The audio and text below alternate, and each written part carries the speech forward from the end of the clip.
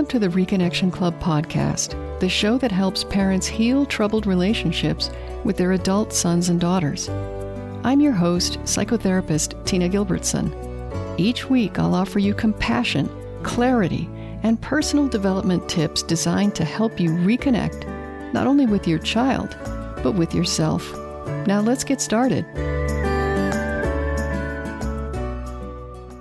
Parenting and family life in general sometimes reminds me, in certain ways, of a chess tournament.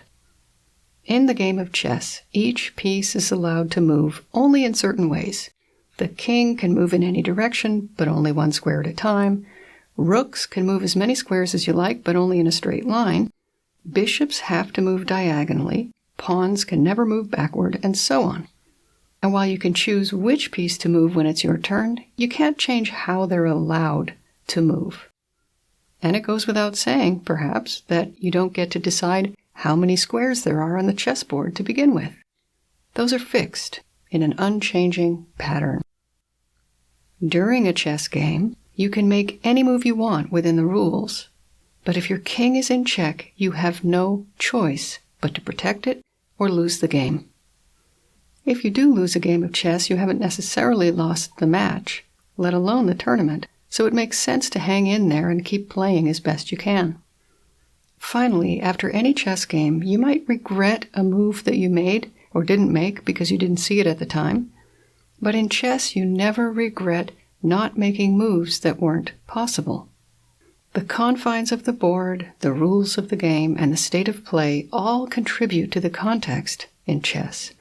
The dictionary defines context as the set of circumstances or facts that surround a particular event, situation, etc.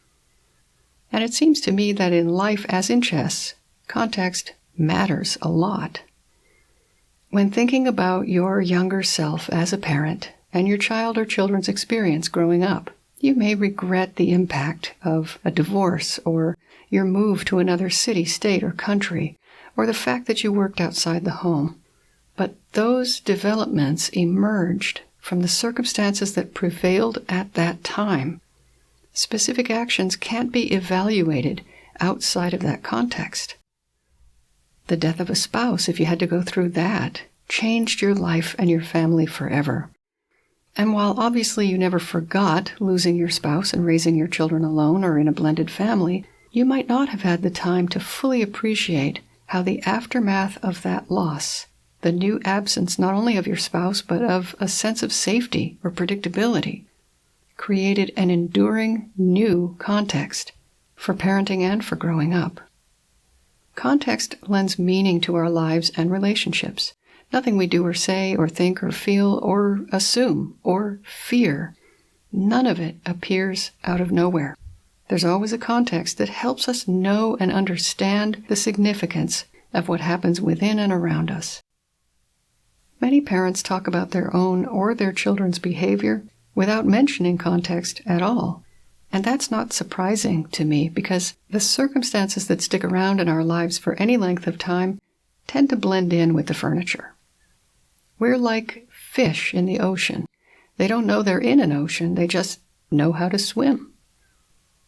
One particular example of a context that's big and obvious in a way, like the ocean, but also practically invisible when you're in it, occurs in a certain type of blended family, where there's one child from a previous relationship and one or more children from the new one.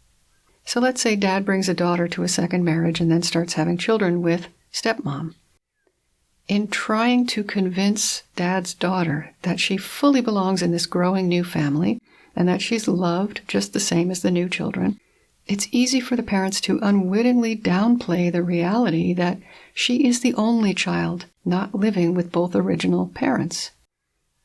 Her half-siblings will be full siblings to each other, and they'll experience their family as intact.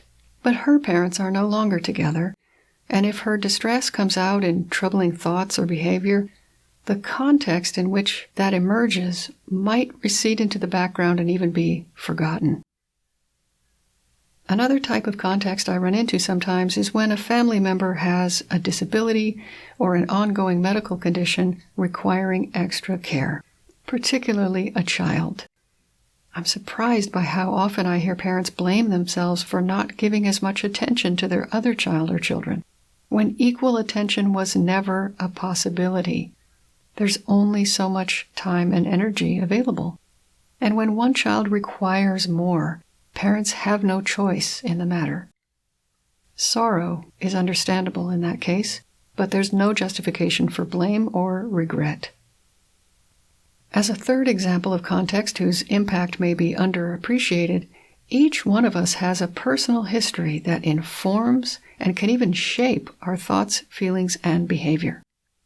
Our history is always a piece of the context, but the more unconscious processes we have running in the background based on our history, the more our past will permeate the current context. Everything that happens between you and your adult child today, not just in the past, you can try to understand in context. Parents sometimes tell me things like, "I asked my child an innocent question and he flew into a rage." Unless that adult child was experiencing a psychotic episode, and even then, it should be clear that there's some context surrounding that exchange. Nothing happens in a vacuum. In addition to providing clues about estranged adult children's behavior, context helps parents release unnecessary shame and regret. Because the truth is, not everything that didn't turn out well was a mistake. Sometimes it was the best or the only path available to you at that time. The context in which we operate always consists of facts and circumstances, internal and external, that impose natural limitations. When you're playing chess and your king is in check, it doesn't matter what you were hoping to do with your next move. The context determines what you will and won't be able to do. Nothing can be truly understood outside of its context. So the next time you're tempted to criticize yourself or your adult child for any behavior at all, remember that in life as in chess, context matters. And that's not an excuse. It's a fact of life that we all have to deal with. We can use our appreciation of the impact of context to find compassion for ourselves and others, to gradually change the things we know we want to change, and to make the most of the options we have rather than the ones we wish we had. Until next time, remember that you are a loving, lovable, and still growing human being. So please take good care of yourself. Bye for now. If you've enjoyed this episode of the Reconnection Club podcast, I invite you to check out reconnectionclub.com. The Reconnection Club is for parents at any stage of estrangement from their adult, child, or children. So whether you've just realized there's trouble between you, you've been living with estrangement for years, or you're newly reconciled but still walking on eggshells, the Reconnection Club is your essential resource for information, support, and continued personal growth. With our courses and workshops, expert interviews, monthly Q&A calls, and a friendly, active community, the Reconnection Club is a wonderful place to be for anyone suffering the pain of estrangement from an adult, child, or children. So check it out at reconnectionclub.com.